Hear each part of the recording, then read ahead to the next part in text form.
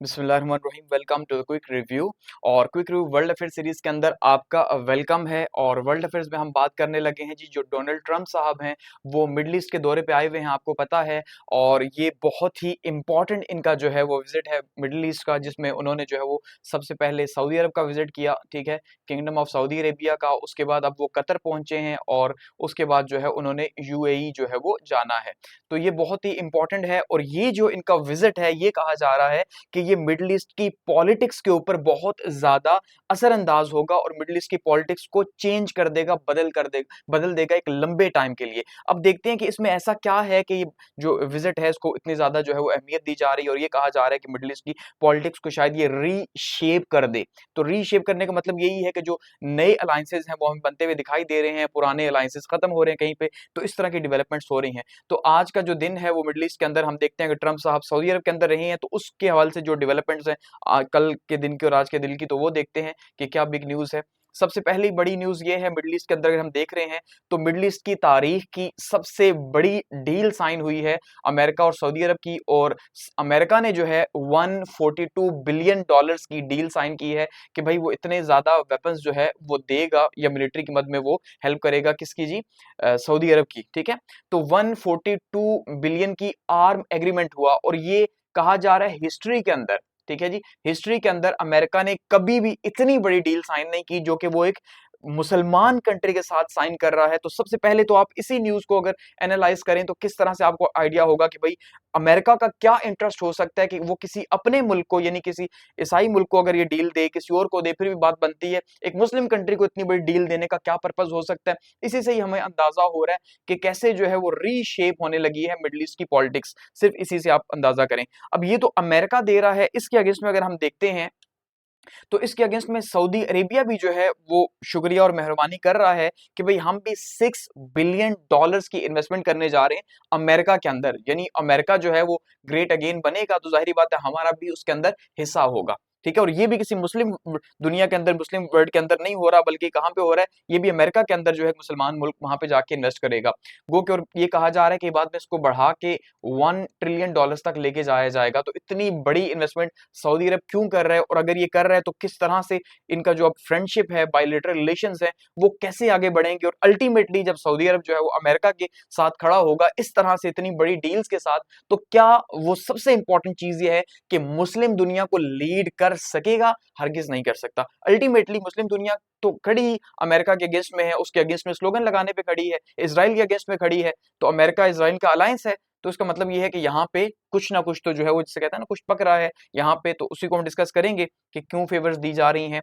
और इसके अलावा हम यहाँ पे एक और देखेंगे कि कैसे मिडिल ईस्ट के अंदर एक और डेवलपमेंट हुई। लास्ट ईयर आपने देखा कि किस तरह से शाम के अंदर जो है वो हुकूमत बदली है, और शिया ग्रुप से लेके बशर अल असद से गवर्नमेंट लेके एक सुन्नी ग्रुप को दे दी गई है, या आप ये कह लें कि ये कहा गया कि छीन ली गई है, कि जो अब हम देख रहे हैं कि शायद छीनी नहीं गई बल्कि दी गई है, ठीक है। तो ट्रंप साहब जो है वो सीरिया के लीडर से भी मुलाकात हुई, उनकी सीरिया के सदर साहब से। और उन्होंने सबसे जो इंपॉर्टेंट डिमांड रखी है, जिसको हम आगे एनालाइज करेंगे, वो है नॉर्मलाइज इजराइल रिलेशन, ठीक है। कि भाई शाम को ये कह रहे हैं कि आपने नॉर्मलाइज करने इसराइल के रिलेशन, उसके बदले में हम 46 साल से जो आपके ऊपर पाबंदियां हैं वो हटाएंगे। सो आप देख रहे हैं एक साइड पे सऊदी अरब, एक साइड पे शाम, ठीक है, और एक साइड पे इसराइल खड़ा है, और किस तरह से ये डेवलपमेंट्स जो है मिडिल ईस्ट के अंदर हो रही हैं।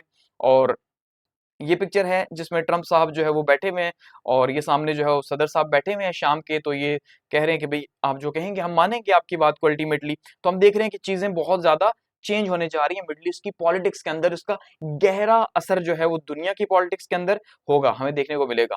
और ये पिक्चर है जो आपने देखी, काफी ज्यादा वायरल हुई है, ये काफी इंपॉर्टेंट पिक्चर है। कि इस पिक्चर को ही सिर्फ आप डी कोड करें तो आपको अंदाजा हो जाएगा कि मिडिल ईस्ट की जो पॉलिटिक्स है वो किस शेप में जा रही है।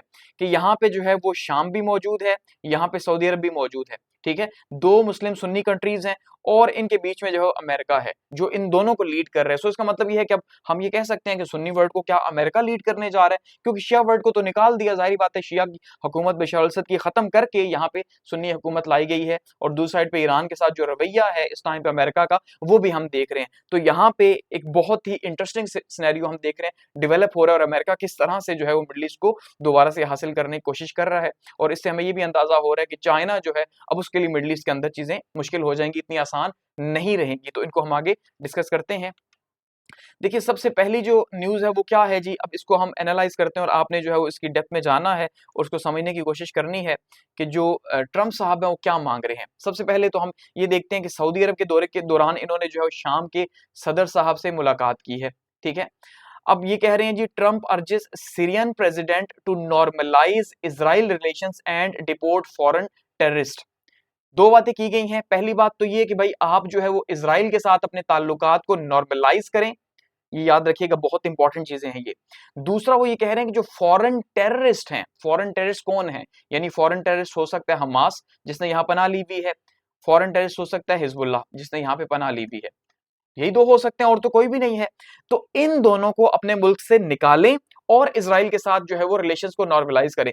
तो इस्लामिक वर्ल्ड कैसे सोच रहा है, यानी एक आम मुसलमान कैसे सोच रहा है, वो हमास की फेवर में है, हिजबुल्लाह की फेवर में है, यानी हर उस एलिमेंट की फेवर में है जो कि इस टाइम पे हम ये देख रहे हैं कि इजराइल के अगेंस्ट खड़ा है। लेकिन यहाँ पे हम ये देख रहे हैं जो हमारे लीडर्स हैं मुस्लिम वर्ल्ड के, वो बिल्कुल दूसरी साइड पे हमें खड़े हुए देखने को मिल रहे हैं, ठीक है। और यही जो है हम यहाँ पे अंदाजा कर सकते हैं कि जो स्टेट है वो अपने नेशनल इंटरेस्ट के लिए हमेशा काम करती है, तो इस टाइम पे नेशनल इंटरेस्ट प्रिवेल करता हुआ हमें दिखाई दे रहा है, चाहे वो सऊदी अरब हो, चाहे वो यहाँ पे शाम हो। अब आप देखिए शाम के अंदर हुकूमत बदलती है, जरा बात को समझिएगा।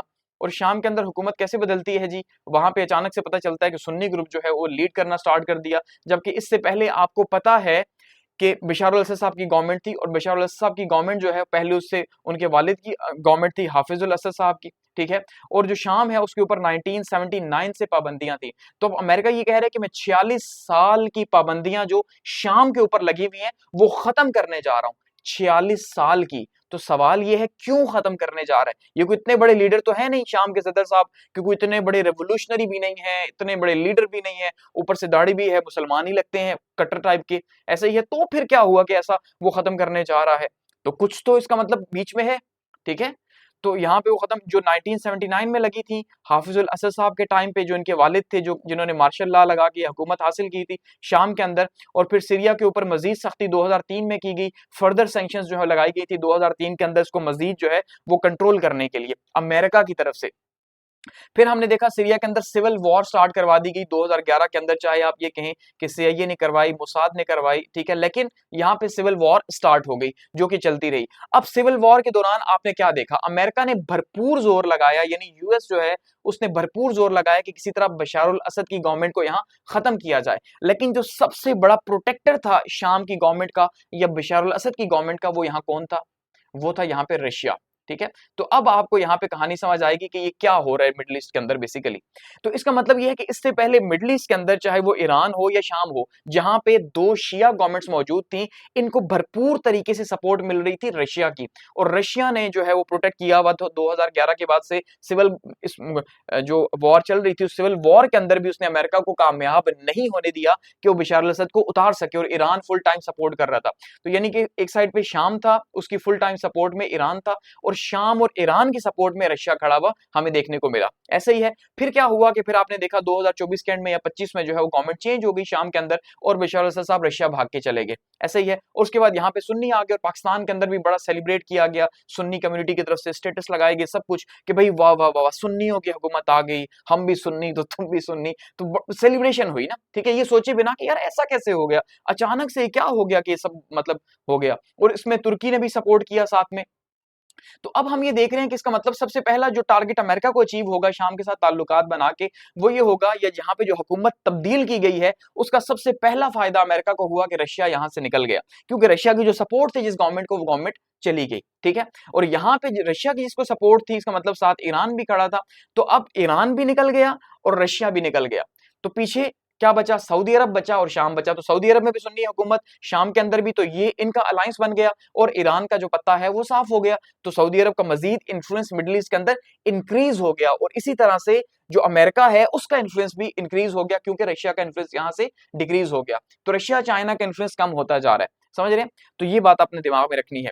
अब यहाँ पे क्या कह रहे हैं जी ट्रंप साहब, ये कह रहे हैं अगर आप इसराइल के साथ नॉर्मलाइज करते हैं हालात तो हम क्या करेंगे, या उन्होंने अनाउंस कर दिया कि हम ये कर रहे हैं। इसका मतलब उन्हें ये यकीन दहानी करवा दी गई है कि कुछ लो दो की बात है ना, ये इंटरनेशनल डिप्लोमेसी है, याद रखिएगा।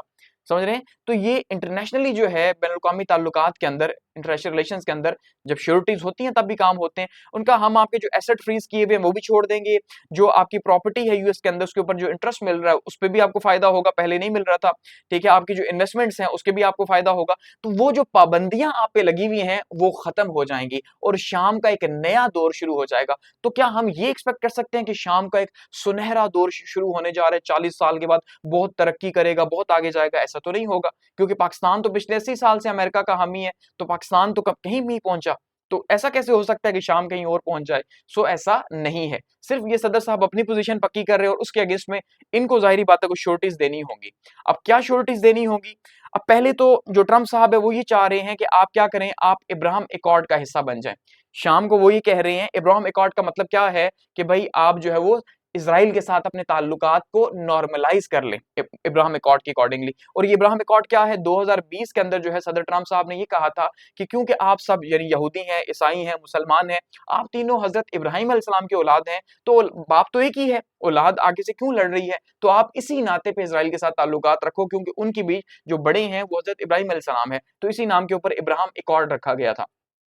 तो अब यही ये शाम से भी, सीरिया से भी एक्सपेक्ट कर रहे हैं कि सीरिया भी क्या करे, अपने ताल्लुकात को नॉर्मलाइज़ कर दे। किसके साथ कर दे जी? इज़राइल के साथ। सो अब यहाँ पे आपको 2 बातें समझ आ रही हैं। पहला तो ये कि शाम की गवर्नमेंट गिराने से फ़ायदा ये हो गया कि रशिया यहाँ से चला गया, ठीक है जी। शाम की गवर्नमेंट गिराने से फ़ायदा ये हो गया कि जो ईरान है उसका इन्फ्लुएंस यहाँ पे खत्म हो गया। और सीरिया गवर्नमेंट गिराने का फ़ायदा ये हो गया कि पहले जो गवर्नमेंट थी वो एंटी इज़राइल थी। याद रखिएगा, इसराइल के बहुत ज़्यादा मुखालिफ थी वो, इसराइल को सपोर्ट नहीं करती थी। लेकिन अब जो गवर्नमेंट आ रही है, उसको ये कहा जा रहा है कि आपकी 46 साल की माफ़ी हो जाएगी, अगर आप इसराइल के साथ ताल्लुकात रखें। और उन्होंने भी हामी भर ली होगी कि भई हम नॉर्मलाइज़ करेंगे और साथ में हमास और हिजबुल्लाह को निकालना भी पड़ेगा, ठीक है? तो इसका मतलब ये विन-विन सिचुएशन बन रही है। तो हम ये कह सकते हैं कि शायद जो रशिया के अंदर डेवलपमेंट्स सॉरी जो सीरिया के अंदर, शाम के अंदर जो डेवलपमेंट्स हुई हैं, वो लाई गई हैं इंटरनेशनल पावर्स की मदद से, चाहे उसमें कोई भी सीआईए शामिल हो या कोई भी शामिल हो, लेकिन वो इज़राइल की फेवर में थी। सो इस टाइम पे जितनी भी मिडल ईस्ट की पॉलिटिक्स है वो इज़राइल के गिर्द घूम रही है। पूरी दुनिया ये देख रही है, इज़राइल जो है वो इस टाइम दुनिया का बादशाह बना बैठा है, अमेरिका को भी वही कंट्रोल करता चला आ रहा है, ठीक है? इस टाइम पे। तो इसका मतलब इस टाइम पे ऐसे हालात बनाए जा रहे हैं कि जो इज़राइल को ज़्यादा से ज़्यादा फैसिलिटेट कर सके। तो अब 2 तरह की गवर्नमेंट्स आपको मिडल ईस्ट के अंदर देखने को मिलेंगी। एक वो गवर्नमेंट्स होंगी जो कि एंटी इज़राइल होंगी और दूसरी वो होंगी जो प्रो इज़राइल होंगी। तो जो एंटी इज़राइल गवर्नमेंट्स होंगी, अल्टीमेटली उनको चेंज कर दिया जाएगा, जिसकी सबसे प्राइम एग्जांपल सीरिया की हमने ले ली। अब दूसरी पीछे बची हुई है ईरान की गवर्नमेंट, ठीक है? ईरान तो है ही शिया स्टेट, तो शायद इसको इतनी आसानी से काबू ना किया जा सके। इसीलिए यूरेनियम की डील जो है उसके साथ करने की कोशिश की जा रही है कि भई तुम्हें बिल्कुल यूरेनियम छोड़नी पड़ेगी, अगर तुम चाहते हो कि हम तुम्हारे ऊपर हमला ना करें। ट्रम्प साहब ये कह चुके हैं। इसका मतलब अब ईरान को भी काउंटर करने की बारी हो रही है। तो यानी जो जिन-जिन में ज़हर था, जिन ममालिक में, ठीक है, उनका ज़हर निकाला जा रहा है कि इज़राइल जो है, उनके लिए हालात बेहतर किए जा सके मिडल ईस्ट के अंदर, ठीक है? तो यहाँ पे ट्रम्प साहब ने कह दिया कि भई अगर आप नॉर्मलाइज़ करेंगे तो हम आपकी सैंक्शंस जो हैं उनको खत्म कर देंगे। तो ये बहुत इंपॉर्टेंट डेवलपमेंट है। ठीक है जी। अब हम देखते हैं, अब जो ट्रम्प साहब है वो ये कह रहे हैं कि मुझे दो लोगों ने रिक्वेस्ट की है कि आपके साथ ताल्लुकात को बेहतर किया जाए। एक रिक्वेस्ट की है मोहम्मद बिन सलमान साहब ने, ठीक है? और दूसरा तैयब उर्दवान ने की है, जो लास्ट मंथ उनकी मुलाकात हुई है ट्रम्प साहब की उनके साथ। सो इसका मतलब ये है कि अब सुन्नी अलायंस हमें बनता हुआ दिखाई दे रहा है, लेकिन सुन्नी अलायंस अगर बने तो हम खुश हों, लेकिन किसकी सरकर्दगी में बन रहा है? अमेरिका की। तो इसका मतलब ये है कि अमेरिका अब मुसलमानों को अपनी मर्ज़ी से अपने अलायंस के नीचे उसके साथ क्या ताल्लुक बनेगा? क्योंकि देखिए एक साइड पे तुर्की है, तुर्की भी अभी तक आपने देखा कोई मेजर उसने स्टैंड नहीं लिया गज़ा के लिए, ठीक है? एक साइड पे तुर्की है, दूसरी साइड पे हम ये देख रहे हैं जी क्या है जी, शाम की गवर्नमेंट है वो भी सुन्नी है, तीसरी साइड पे हम देख रहे हैं सऊदी अरब जो है वो भी सुन्नी है, ठीक है? यानी कि अहले हदीस सुन्नी है। तो बेसिकली ये तीनों जो हैं अब ये किसकी सपोर्ट में है? यूएस इन्हें सपोर्ट कर रहा है और यूएस ने इनके कहने के ऊपर शाम को रिकॉग्नाइज़ किया और शाम से अपनी बातें मनवा रहा है। दूसरी साइड पे हम ये देख रहे हैं कि जो तालिबान हैं, उनके 4 साल हो गए हुकूमत आए हुए, लेकिन अभी तक किसी ने रिकॉग्नाइज़ नहीं किया। उन्हें रिकॉग्नाइज़ 4 साल से नहीं किया और इस बंदे को 4 महीने हुए हैं। जनवरी में हुकूमत बनी और आज जो है वो मई है, ठीक है? तो मई के अंदर इस बंदे की हुकूमत रिकॉग्नाइज़ हो गई और ट्रम्प से मुलाकात भी हो गई, और तो और दुनिया के सबसे पावरफुल शख्स से मुलाकात भी हो गई। तो क्या आपको लगता है कि सब नॉर्मल है? क्या आपको लगता है कि यहाँ पे खिचड़ी नहीं पक रही? अगर आपको लगता है तो आपको गलत लगता है, ठीक है। इंटरनेशनल पॉलिटिक्स तेजी से बदल रही है। अमेरिका अगर किसी से ताल्लुकात रख रहा है तो उसका मतलब उसका बहुत बड़ा इंटरेस्ट, और सबसे बड़ा इंटरेस्ट यही है कि इजराइल ने उसे ग्रीन लाइट दी है कि भाई ये हमारे फेवर में है, ठीक है, हम ही लेके आए हैं, तो ठीक है, अब इसके दांत खत्म हो चुके हैं, ये हमें दांत नहीं दिखाएगा। तो ये सबसे इंपॉर्टेंट है कि अब हमें ये किस तरह से डेवलपमेंट्स देखने को मिल रही हैं। गो कि एक साइड से तुर्की हमें भी जो है वो सपोर्ट कर रहा है, हम ये देख रहे हैं जैसे पाकिस्तान इंडिया के जो क्राइसिस बने हैं तो उसमें तुर्की ने हमें सपोर्ट किया है, ठीक है। तो अब यहाँ पे ट्रम्प साहब ये कह रहे हैं, आई से good luck Syria, show us something special. इसका मतलब कुछ लो और कुछ दो। अगर आप ये चाहते हो कि ये सैंक्शंस आपके ऊपर से खत्म कर दी जाए, आपके साथ अमेरिका नॉर्मलाइज करे, अमेरिकन इन्वेस्टमेंट्स आए, तो उसके लिए क्या होगा? अमेरिकन इन्वेस्टमेंट्स का मतलब क्या है? यहूदियों की कंपनियों ने वहां पे इन्वेस्टमेंट करनी है बेसिकली, और क्या करना है उन्होंने। तो उसके लिए आपको हमें कुछ दिखाना होगा। क्या दिखाना होगा? क्या मांगा जा रहा है? लास्ट टाइम किसी शाम के सदर के साथ जो मुलाकात हुई थी वो बिल क्लिंटन साहब की हुई थी 2000 के अंदर जुनेवा के अंदर, उसके बाद से अभी तक नहीं हो सकी, लेकिन अब ये फर्स्ट टाइम हुई है कि इस बंदे को ये एजाज हासिल हो गया कि हुई है, ठीक है। अब मांगा क्या जा रहा है? मांगा ये जा रहा है कि आप क्या करें, tell all foreign terrorist to leave Syria. तो सीरिया के अंदर कौन से फॉरेन टेररिस्ट है, ठीक है, यानी जो उनके अंदर के हैं वो नहीं कहा जा रहा। अब जैसे आईएसआईएस है इस टाइम पे, तो वो अंदर की है, गो कि उसका बेस जो है वो शाम के अंदर भी, इराक के अंदर भी मौजूद है, लेकिन वो यहाँ पे शाम की अपनी है। तो ये नहीं कहा जा रहा आप आईएसआईएस को भी कहीं वो निकल जाए, नहीं। जो फॉरेन है वो दो ही है, एक है हमास, कि हमास को यहाँ से निकालो जो उसके लोग यहाँ चुप के बैठे हैं, और दूसरा है हिजबुल्लाह। इनके जो लोग हैं हिजबुल्लाह के तो जाहिर बातें हैं ही हैं। उसका रीजन ये है कि जब बशार अल असद की गवर्नमेंट थी, शिया गवर्नमेंट, तो उस शिया गवर्नमेंट में यहाँ पे ट्रेनिंग्स होती रही हैं हिजबुल्लाह की, क्योंकि वो शिया है, तो उनको सपोर्ट ईरान की तरफ से यहाँ फुल टाइम मिलती रही है बशार अल असद की तरफ से, ठीक है। तो अब यहाँ पे हमास को कह रहे हैं निकालो, हिजबुल्लाह को निकालो, यानी इनको बिल्कुल निकाल दो। उसके बाद जो पीछे बचेगा वो बिल्कुल जहरीला नहीं होगा वो शाम, और वो शाम जो है वो कबूल है, किसको कबूल है? इजराइल को। तो अगर इजराइल को कबूल है तो अल्टीमेटली हमें भी कबूल है, वो ये कहना चाह रहे हैं। अगर आपने इजराइल के लिए रास्ता साफ ना किया तो हमें भी आप एक्सेप्टेबल नहीं हो, ये कहा जा रहा है। अब आपको ये बात समझ आ गई। अब जब हम अमेरिकन डील की बात करेंगे तो आपको चीजें मजीद क्लियर हो जाएंगी। यहाँ पे अरब लीडर के साथ मुलाकात हो रही है। टाइम्स ऑफ इसराइल क्या कहता है जी? टाइम्स ऑफ इसराइल कहता है, Trump science deal with Saudis including biggest ever, ठीक है, बिगेस्ट एवर, यानी तारीख में इतनी बड़ी इन्वेस्टमेंट जो है वो अमेरिका ने किसी के साथ नहीं की है, इतनी बड़ी डील नहीं की। 142 बिलियन आर्म एग्रीमेंट किया गया, 142 बिलियन का एग्रीमेंट जो है वो, इतनी बड़ी इन्वेस्टमेंट जो है अमेरिका, इन्वेस्टमेंट तो ना कहें वैसे, ये डील है, एक एग्रीमेंट है कि भाई वो असलाह देगा। और किस मद में की गई है? आर्म्स की मद के अंदर, चाहे वो टैंक दे, हेलीकॉप्टर दे, F-35 दे, ठीक है, गनशिप दे, मिसाइल दे, लॉन्चर्स दे, जो भी दे, लेकिन वो असला होगा और कुछ नहीं होगा। अब देखिए यहाँ पे दो बातें आपको समझनी है।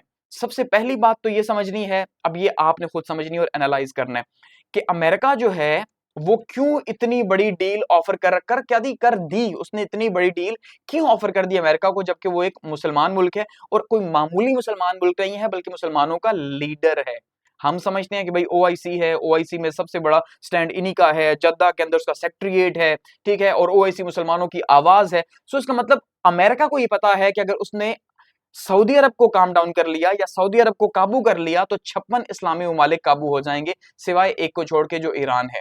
तो ईरान को छोड़ के 56 इस्लामी ममालिक इस एक डील से काबू हो जाएंगे। 142 बिलियन डॉलर उसने मुसलमानों को काबू करने के लगा दिए, क्योंकि वो पहले भी काबू थे, इतना पैसा ट्रंप को लगाने की जरूरत नहीं थी। हमारे जो हाल है भाई, हम कम पैसों में ही मान जाते, आपने इतना पैसा लगा दिया, ठीक है, पहली बात। दूसरी बात, इससे क्या होगा, मिडिल ईस्ट के अंदर जो आर्म रेस है वो बहुत तेजी के साथ बढ़ेगी, एक अनार्की पैदा होगी। और इसको तैयार किस लिए किया जा रहा है?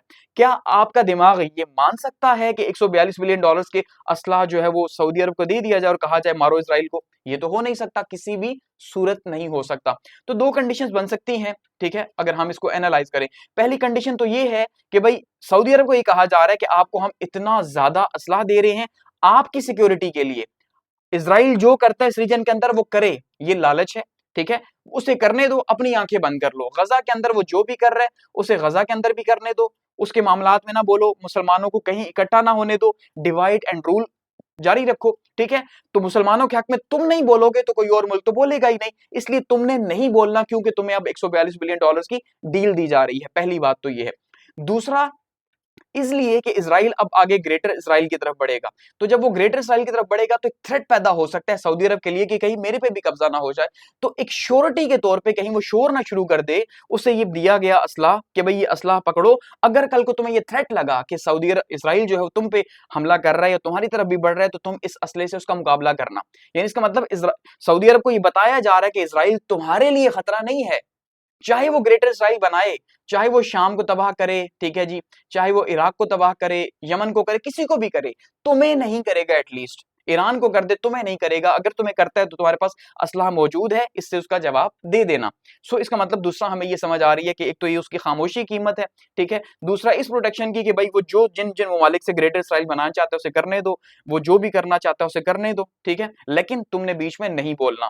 वरना इतनी बड़ी डील मुस्लिम मुल्क को क्यों दी जा रही है, आप खुद अगर इस बात का एनालाइज करें। और तीसरी गेम क्या की जा रही है जी, कि यहां से चाइना को निकाला जाए, जो सबसे इंपॉर्टेंट है, ठीक है, कि सबसे इंपॉर्टेंट इजराइल की प्रोटेक्शन है और चाइना को मिडिल ईस्ट से निकालना है, ताकि चाइना का इन्फ्लुएंस इस रीजन के अंदर कम हो और वो अपना इन्फ्लुएंस यहां पे बढ़ाए और वापस इस रीजन के अंदर आए, अपनी पावर को यहां पे रखे, ठीक है। तो इसलिए जो है तो चाइना तभी निकलेगा जब इतनी बड़ी इन्वेस्टमेंट होगी। अब ऐसा तो हो नहीं सकता इतनी बड़ी इन्वेस्टमेंट के बाद जो है चाइना ये कहे या सऊदी अरब ये कहे कि मैं बैलेंस करता हूं अपने सिस्टम को, ठीक है, यानी कि मैं अपनी फॉरेन पॉलिसी को बैलेंस करूंगा, चाइना के साथ भी रखूंगा और अमेरिका के साथ भी रखूंगा। ऐसा नहीं हो सकता, इतनी बड़ी इन्वेस्टमेंट के बाद झुकाव बनता ही बनता है। ऊपर से सिर्फ ये वन साइडेड इन्वेस्टमेंट नहीं है, 600 बिलियन जो है वो इजराइल सऊदी अरब जो है वो भी इन्वेस्ट करने जा रहा है। तो ये उस डील की पिक्चर्स हैं जी, जो डील यहाँ साइन की गई है, ठीक है, कितने खुश नजर आ रहे हैं आपको यहाँ पे।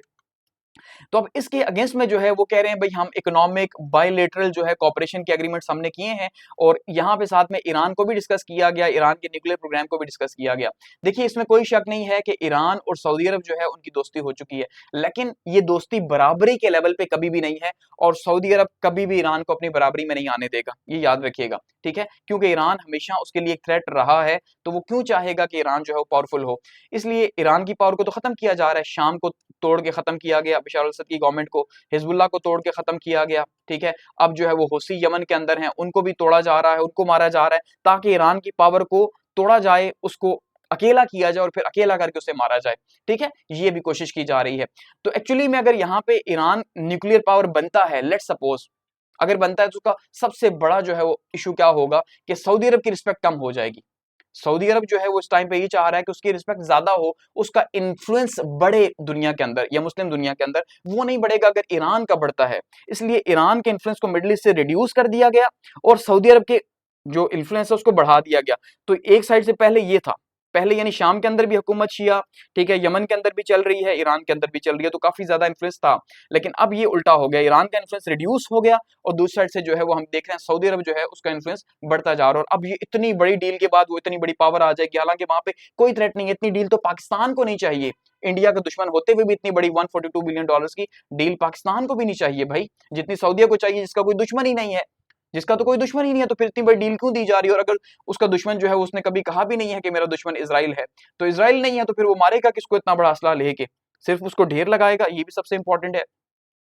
दूसरी साइड पे हम ये देखते हैं जी, इनको बड़ा जो है वो ट्रम्प साहब को प्रोटोकॉल भी दिया गया, लेकिन फिर भी आप ये देख लें कि ट्रस्ट डेफिसिट कितना था कि आपने देखा होगा कि चाय का जो कप उन्हें पेश किया गया वो उन्होंने वो कहवा नहीं पिया, कि इतनी बड़ी डील कर रहे हैं अपनी, बता रहे हैं कि हम दोस्त यार हैं, लेकिन उन्होंने ट्रस्ट नहीं किया और ट्रस्ट ना करके उन्होंने वो कहवा नहीं पिया। ये हालात हैं, तो हम कैसे मान सकते हैं कि वो मुसलमानों के मुखलिस हैं, और हम कैसे मान सकते हैं कि भाई वो जो है बगैर किसी बड़ी गेम के जो है ये सारा कुछ कर रहे हैं, ठीक है। तो ये काफी ज्यादा खतरनाक है, मैं समझता हूँ मुस्लिम वर्ल्ड के लिए, ठीक है। उन्होंने ये कह रहे हैं जी हमने डजन से ज्यादा जो है वो एग्रीमेंट साइन किए हैं, मिलिट्री के डिपार्टमेंट के अंदर, जस्टिस डिपार्टमेंट के अंदर, कल्चरल एक्सचेंज के अंदर, हम जो है यूएस और सऊदी अरेबिया अब आगे बढ़ेगा और मजीद लेके जाएगा। इसके अगेंस्ट में सऊदी अरब ने भी जो है ये कहा है कि हमने 600 बिलियन जो है वो इन्वेस्ट करने हैं, कहाँ पे जी, सऊदी इन्वेस्टमेंट होगी अमेरिका के अंदर।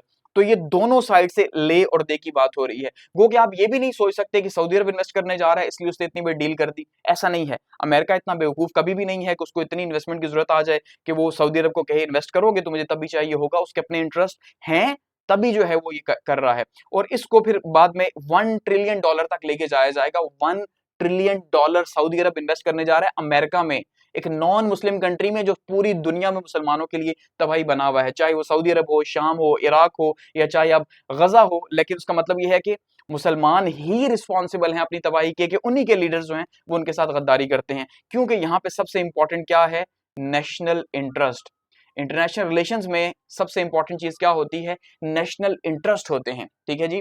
जो कौमी मफाद है, कौमी मफाद को सबसे ऊपर रखा जाता है, बजाय इसके कि मोरालिटी तो अब ये कहती है कि सऊदी अरब को पीछे हटना चाहिए, उसको अमेरिका के साथ ताल्लुकात नहीं बनाने चाहिए, ये मोरालिटी कहती है। लेकिन मुल्क की तो कोई मॉरल वैल्यू नहीं है। मुल्क तो ये देखता है कहां से पैसा आ रहा है, कहां से फायदा हो रहा है, कहां से मेरी प्रोटेक्शन हो रही है, कौन मुझे ज्यादा ऑफर कर रहा है। तो इसका मतलब ये नेशनल इंटरेस्ट की गेम चल रही है, चाहे वो सऊदी अरब हो, चाहे वो शाम जो है वो ये काम करेगा, ठीक है। तो पाकिस्तान भी यही काम कर रहा है, अभी तक तो कोई नहीं बोला। तो इसका मतलब आने वाले वक्त भी, अभी तक भी मुसलमान तकसीम ही थे, आगे भी जो है मजीद इन्हें पैसे दे के इसी तरह तकसीम ही रखा जाएगा, क्योंकि हिस्ट्री की सबसे बड़ी इन्वेस्टमेंट जो है वो सऊदी अरब के अंदर जो है वो आ चुकी है। अच्छा, इसके अलावा अगर हम देखें जी, तो क्या F-35 जो है वो देगा सऊदी अरब, ये कहा जा रहा है शायद जो है वो सऊदी अरब को F-35 भी दिए जाएं, जो है 5th जनरेशन वॉर प्लान्स जो हैं। लेकिन ये कहा जा रहा है कि शायद वो नेटो के अलावा किसी को नहीं दिए जाएंगे, क्योंकि वो नेटो मालिक को दिए जाते हैं, या इंडिया अब जैसे बात कर रहे हैं तो क्या तो उससे मिले, ठीक है। और ऑयल प्रोडक्शन के ऊपर यहाँ बातचीत की गई कि भाई ऑयल की प्राइसेस को रशिया और यूक्रेन की वॉर की वजह से काफी ज्यादा है, तो उनको कैसे जो है वो कम किया जाए और इन्फ्लेशन जो है कम की जाए, ठीक है। इसके ऊपर जो है बातचीत की गई है। अब इसके बाद जो है वो ट्रम्प साहब कतर जाएंगे, यूएई जाएंगे, और वहां से भी हमें बिग न्यूज जो है देखने को मिलेंगी, क्योंकि कतर के अंदर बातचीत की जा रही है कि भाई होस्टेजेस वगैरह की बातचीत की जाएगी जो इसराइल की है, और उस हवाले से जो है वहां पे डील की जाएगी। अब सबसे इंपॉर्टेंट चीज ये है कि ये जो तीनों मुल्क हैं, कतर है, यूएई है और सऊदी अरेबिया है, यहाँ पे ट्रम्प साहब के जो बेटे हैं उनके यहाँ पे कारोबार हैं। ट्रम्प साहब के जो दो बेटे हैं, ये कहा जा रहा है जी रियल स्टेट प्रोजेक्ट्स उनके यहाँ पे इन्वेस्टमेंट है।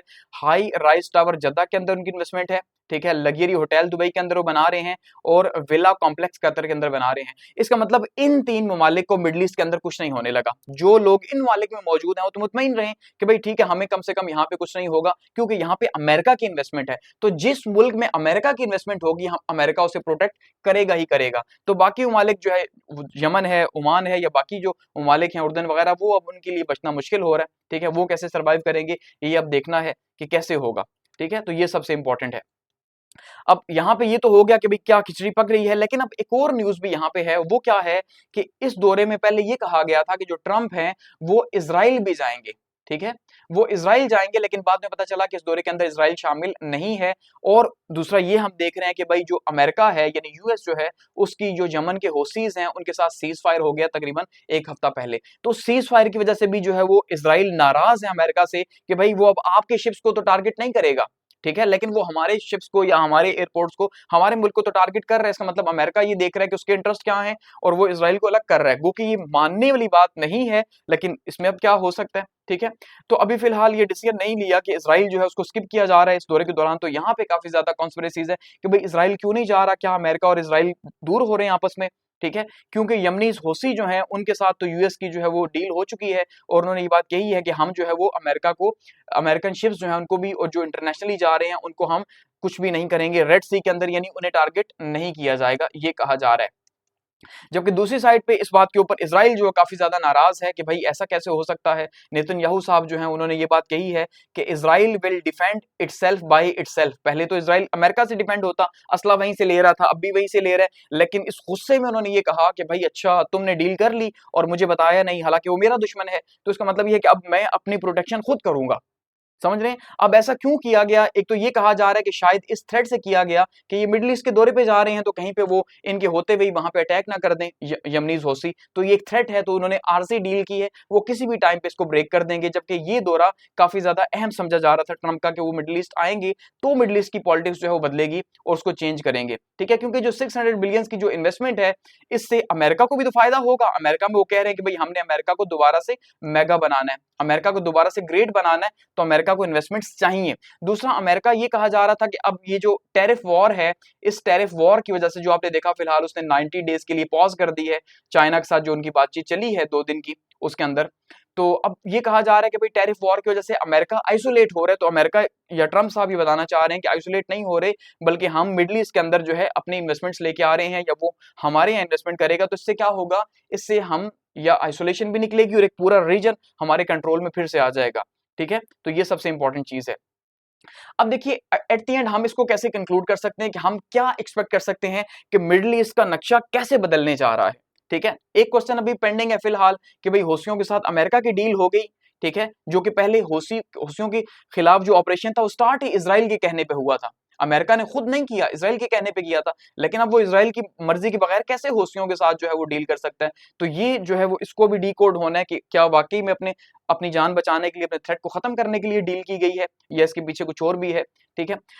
दूसरा हम क्या देखने जा रहे हैं जी, सबसे पहली चीज हम ये देखने जा रहे हैं, सीरिया जो है वो मिडिल ईस्ट की पॉलिटिक्स के अंदर बैक आ चुका है जी।